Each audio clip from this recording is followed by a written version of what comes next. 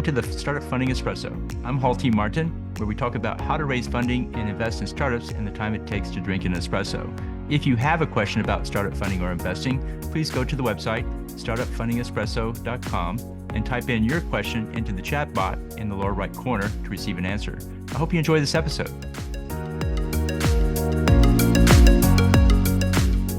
Hello, this is Hall T. Martin with the Startup Funding Espresso, your daily shot of startup funding and investing. Startup founders raising funding will often hear an investor say, "You're too early for us."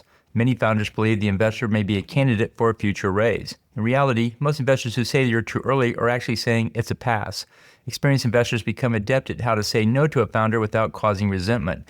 In this case, they are saying you're okay, your startup is okay, but the timing is off. This implies it's no one's fault and it's beyond our control. This type of pass leaves the door open for a future discussion when the investor may be open to investing.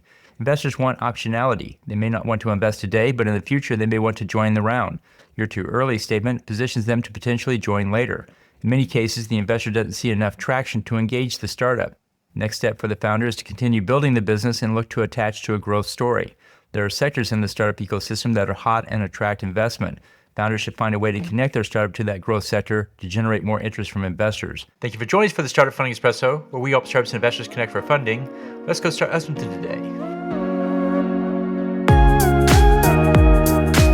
Hall T. Martin is the director of Investor Connect, which is a 501c3 nonprofit dedicated to the education of investors for early stage funding.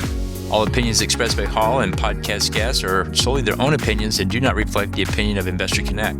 This podcast is for informational purposes only and should not be relied upon as a basis for investment decisions.